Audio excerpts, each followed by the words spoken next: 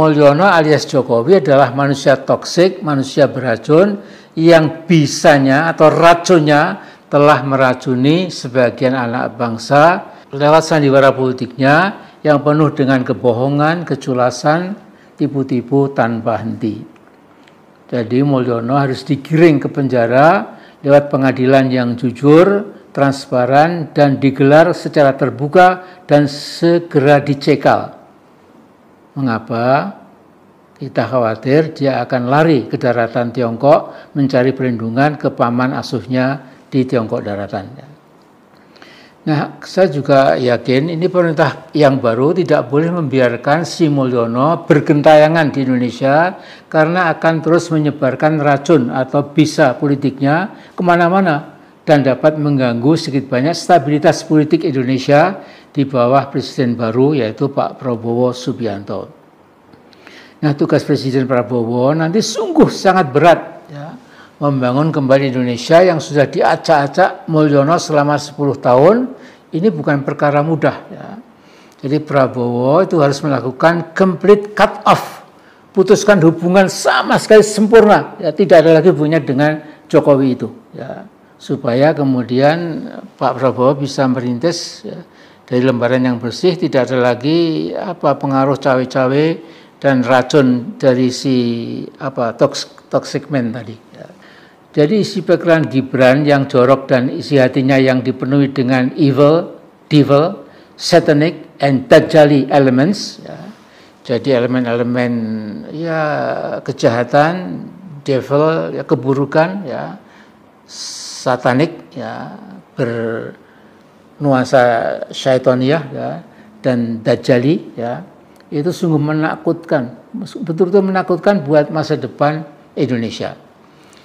Jadi Gibran harus dibuka proses hukum dan dikenakan hukuman yang setimpal, termasuk korupsi dan gratifikasi yang telah dia peroleh selama jadi wali kota Solo. Ya. Jadi ada mekanisme undang-undang dan aturan hukum untuk melenyapkan manusia bejat itu dari panggung politik nasional. Nah, karena wakil presiden hanya pembantu presiden sebagai ban serep, saya kira tanpa manusia muda yang toksik ini, yang bapaknya juga toksik tua, ya katakanlah, maka pemerintah yang baru nanti bisa berjalan, ya, justru lebih mantap. Kalau tidak ada lagi handicap yang namanya Gibran ini. Ya. Nah, jika harus ada wakil presiden yang baru, MPR RI sudah tahu bagaimana caranya. Tinggal lihat Undang-Undang Dasar dan aturan main yang cukup jelas untuk melengsarkan si tengil Gibran bin Mulyono itu. Dan ini very easy job ya, sangat mudah, tidak sulit sama sekali ya. Nah, mari kita tunggu rencana Allah SWT selanjutnya buat Mulyono dan keluarganya. Nah, berikut ini peringatan buat para penguasa pendosa bahwa kelak di akhirat mereka akan menyadari kezaliman yang telah mereka lakukan, namun semuanya sudah terlambat. Kita tidak bisa memohon kepada Allah supaya dikembalikan ke dunia, ke bumi. Ini mustahil, karena bumi sudah digulung sirna bersama matahari pada hari kiamat itu. Pengen marah, pengen saya lontarkan kata-kata kasar, tapi ini orang yang udah tua ya. Opa amin ya. Aduh. Ini saya mau nanya nih kepada anak-anaknya Opa Amin Rais, si tua bangka ini ya. Kalian kok malah diam saja ya melihat si tua Amin Rais berkata-kata seperti ini, seenaknya menghujat, ngata-ngatain presiden. Pak Jokowi dikatakan punya bisa beracun, toksik. Anak-anak Pak Jokowi tadi Mas Gibran satanik ya, toksik dan sebagainya. Wah, ini kebenciannya udah benar-benar mendarah daging nih. Saya tidak masuk akal dengan pemikiran dari Pak Amin Rais ini ya. Benar-benar tidak masuk akal. Karena begini guys ya. Dia membenci Pak Jokowi. Pak Jokowi disebut racun dan sebagainya, satanik dan sebagainya. Lantas kemudian dia memberikan dukungan kepada Pak Prabowo. Pak Amin Rais ini fans dari Pak Prabowo ya. Lalu kenapa dia hanya merasa terganggu dengan Pak Jokowi, harusnya dengan Pak Prabowo juga. Itu kalau kita mau perhatikan atau lihat secara akal sehat gitu guys ya.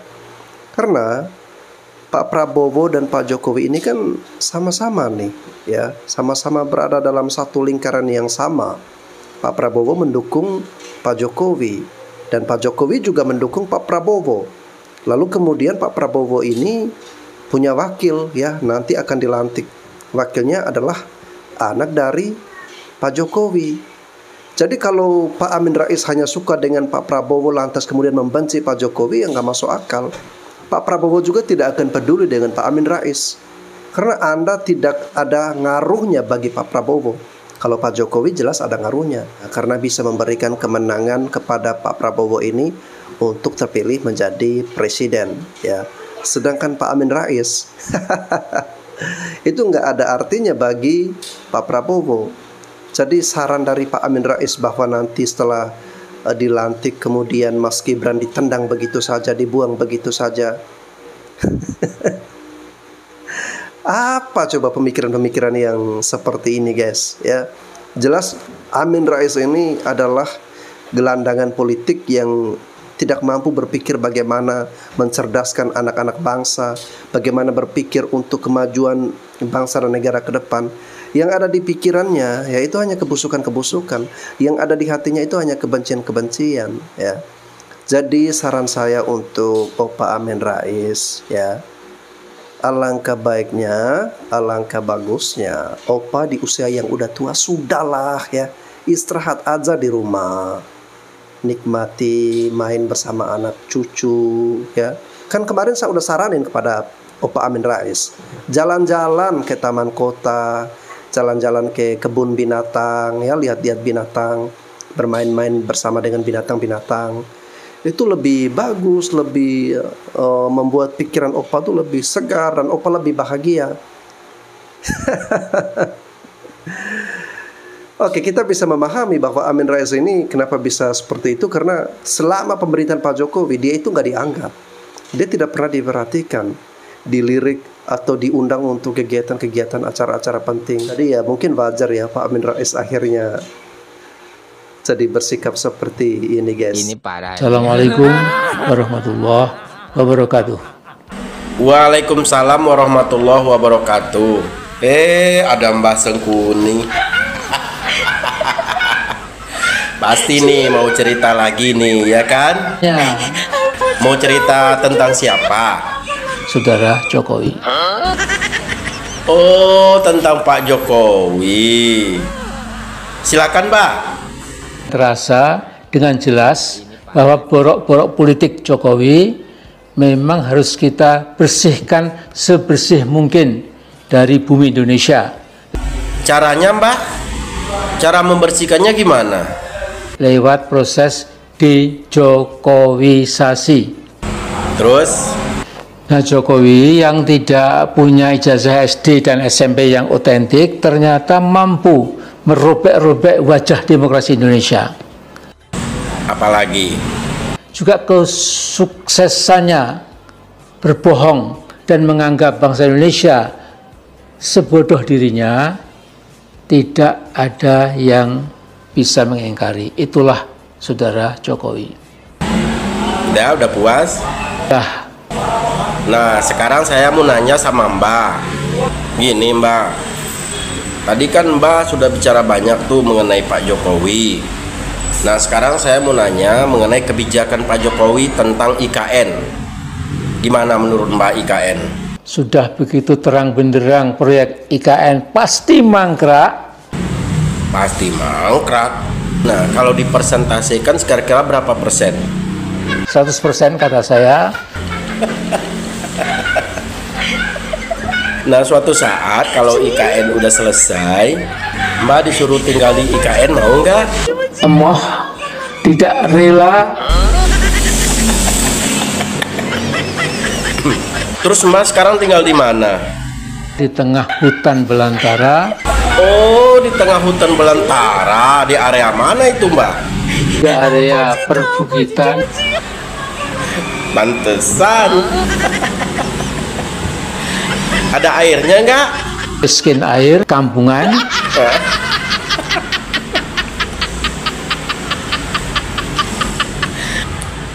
Nah gini nih Mbak, saya lihat Mbak Jo kan punya banyak pengikut tuh. Nah sekarang masih ada nggak? Tinggal yang bodoh-bodoh. Tinggal yang bodoh-bodoh. Emang yang pinter-pinternya kemana Mbak? Yang pandai berargumen dengan baik karena punya akal, ini sudah meninggalkan. Meninggalkan siapa? Saya.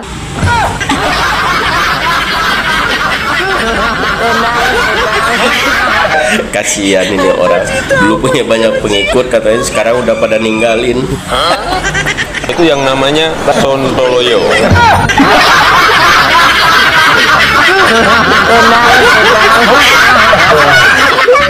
Pendukung Jokowi itu adalah pendukung bayaran, pendukung yang makan bantuan sosial, pendukung yang dibayar puluhan juta rupiah. Itu kata mereka pembenci Jokowi yang beberapa orang itu DM saya. Tapi saya tidak perlu membalas mereka lah ya, karena mereka itu nggak penting. Pada artinya begini, kita itu membela Bapak Jokowi ya, bukan membela karena beliau salah. Karena kita rasakan selama ini apa yang Bapak Jokowi kerjakan, hal kebaikan untuk bangsa. Tapi cuman orang-orang yang tidak ngotak aja yang merasa kita ini membela ini seakan-akan kita ini adalah pembela bayaran, buzzer gitu loh. Saya nggak perlu dibayar bro, ya saya bisa makan sendiri. Saya memiliki usaha, saya memiliki karyawan, untuk apa? Saya membela Bapak Jokowi atas dasar saya melihat secara faktanya Bapak Jokowi adalah pemimpin yang baik, pemimpin yang sudah merealisasikan untuk bangsa ini yang sudah terlihat dan dirasakan. Apa salahnya kalau kita mengcounter attack ya isu-isu hoax-hoax yang bertebaran yang kalian sebarkan? Ya kalian aja yang nggak ngotak, ya kalian aja yang nggak punya pikiran. Lagi pula kalian kalau mau teriak-teriak menghinakan seorang Jokowi, membuat isu, menyebarkan hoax juga nggak ada artinya. Seperti itu. Kalian itu hanya segelintir orang yang tersakiti dikarenakan apa? Pilihan kalian itu kalah. Jadi kalian itu nggak dewasa ya dalam mempunyai opini dan juga pandangan. Lawan-lawannya Jokowi mulai putus asa. Mau tahu? Ikutin ya. Kita lihat di medsos. Ya, banyak apalagi Twitter tuh, X. Itu serangan-serangan bukan lagi kepada masalah kepemimpinan, program kerja dan lain-lain, tetapi menyerang melalui bisa dikatakan subjektivitas ke keluarga. Ya, kita ngikutin lah, ada yang namanya Boketek, ya Kaisang dihajar lah, sekarang kayak dicari katanya KPK, ya terus meme-memenya juga luar biasa gitu ya, kayak anak kecil lah, atau kayak perempuan yang memang putus asa, nggak mampu menghantam secara konstitusi, tidak mampu menghantam secara permainan politik, ya dihantam keluarganya gitu ya. Gibran dibilang narkoba dan lain-lain lah, itu salah satu indikator, dan pasti yang lawan-lawan lamanya ya. Dan masyarakat anehnya gitu, banyak yang nggak terpengaruh juga. Mungkin di lingkaran medsos khususnya X ya atau TikTok ini, mungkin iya ada yang percaya hal itu gitu. Tapi ini nggak sembarangan loh, itu memang sebuah desain. Ya memang arahnya nanti ke depan ketika Pak Jokowi turun, akan terus ada upaya-upaya yang tidak suka dengan keluarga Pak Jokowi akan menghantam Pak Jokowi, akan meminta mengadili Jokowi, mengungkapkan kesalahan-kesalahan apapun itu, gitu ya. Tetapi ketika Pak Prabowo di acara kemarin Partai Gerindra ya, Pak Prabowo ya, itu menyatakan mendeklar bahwa dia sayang Pak Jokowi dan akan mengamankan lah, secara tanda kutip. Lu mungkin berpikir bahwa Raja Jawa itu terlalu kuat, tapi ternyata kartu mati Mulyono itu bukan di tangan Megawati, bukan di tangan Mahkamah Konstitusi, bukan di tangan gerakan mahasiswa, tapi di tangan anaknya sendiri. Fafa. Kasian banget jadi Jokowi itu sebenarnya.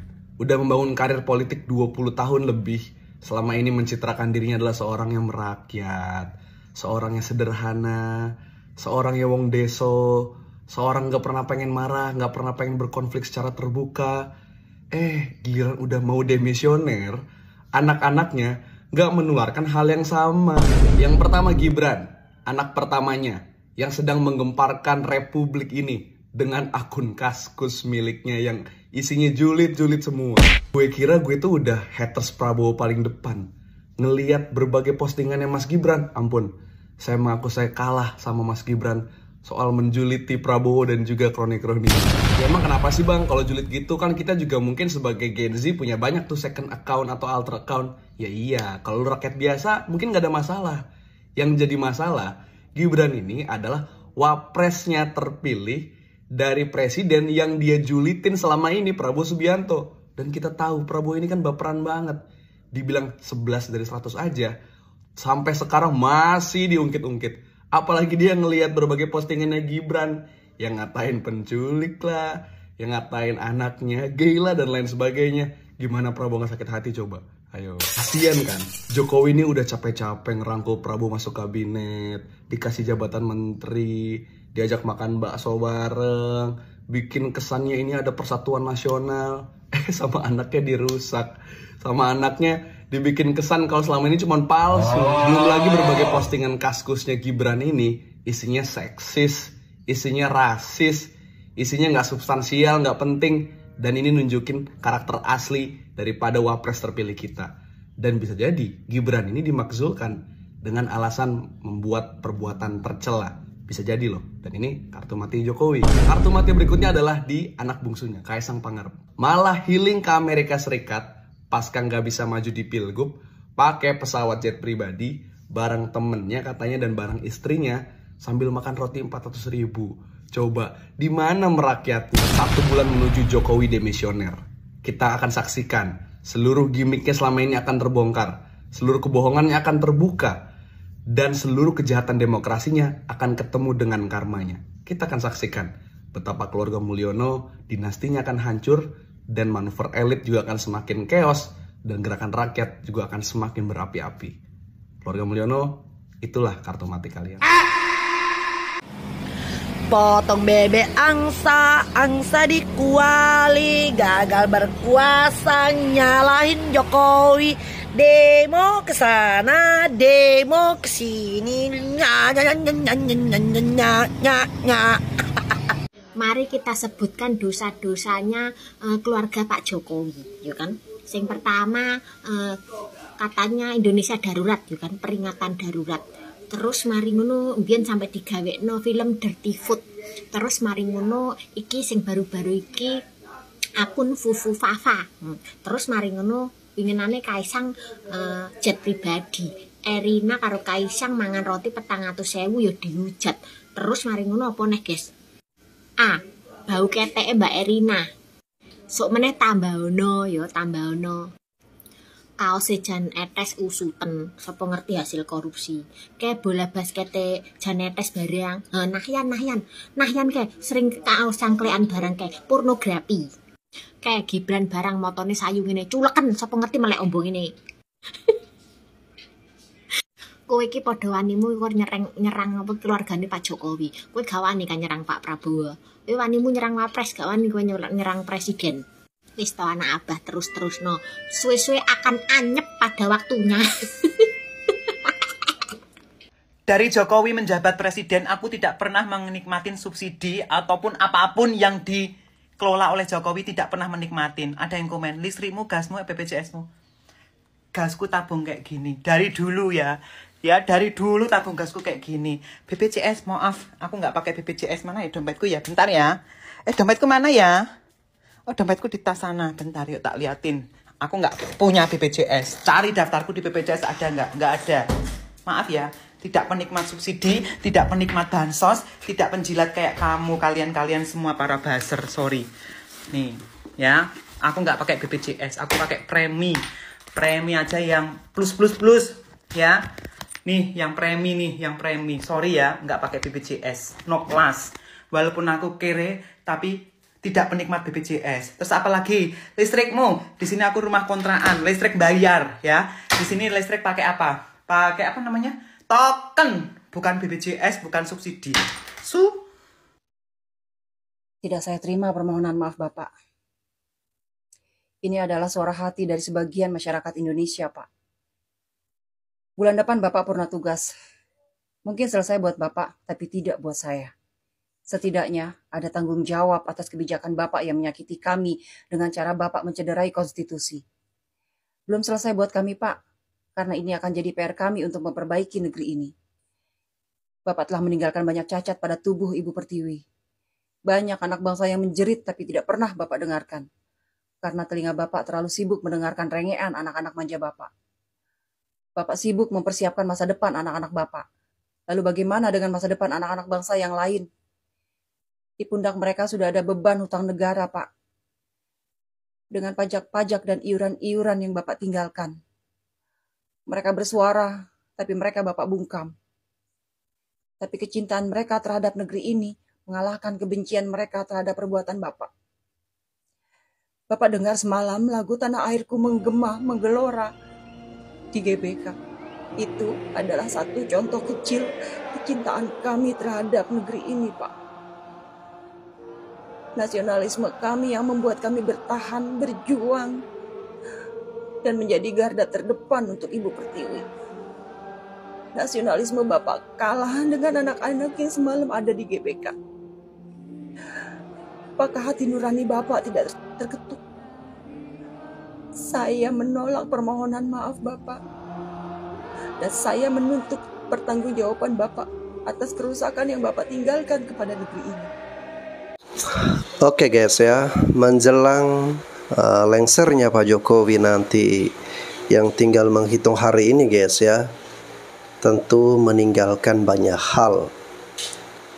Ya, positif, negatif, plus minus ya. Pasti ada yang merasa puas, ada yang tidak puas, ada yang berterima kasih, ada yang tidak mau berterima kasih, ada yang masih membenci, ada yang sudah memaafkan, ada yang bisa menerima dengan baik semua yang sudah dikerjakan, dilakukan oleh pemerintah saat ini, dan ada juga yang tidak ya. Namun guys, roda kehidupan terus berputar ya. Bumi ini terus berputar dan kita terus berjalan ke arah ke masa depan ya. Dan yang sudah berlalu, yang sudah dilakukan oleh pemerintah saat ini ya, kita tinggal menatap dan memperbaiki serta mungkin menambahkan apa yang belum ada atau meningkatkan apa yang sudah ada ya, dengan harapan bahwa di pemerintahan yang baru Pak Prabowo dan Mas Gibran, meskipun saya bukan pendukung Prabowo Gibran, tetapi saya berharap agar Indonesia ke depan lebih baik lagi, masyarakat bisa lebih sejahtera, lapangan kerja bisa tercipta sebanyak-banyaknya ya, dan rakyat Indonesia tidak terbelenggu dalam kemiskinan. Itu saja guys ya, harapan untuk pemimpin yang akan datang. Dan oke guys, itu saja. Satu lagi ya untuk Pak Amin Rais. Jadi Pak Amin Rais kalau mau mengkritisi silahkan ya, tetapi janganlah dengan komen-komen kebencian, karena saya melihat Pak Amin ini jatuhnya bukan kritik lagi, tapi memang udah dendam membara, udah kebencian ini guys ya. Pak Jokowi dikatakan toksik ya, beracun, anak-anaknya satanik dan sebagainya. Bukan hanya ini guys ya, di video-video sebelumnya dan banyak jejak digital yang bisa kita lihat betapa bencinya seorang Amin Rais kepada Presiden Jokowi. Oke guys, itu saja yang dapat saya reaksi. Sampai jumpa lagi.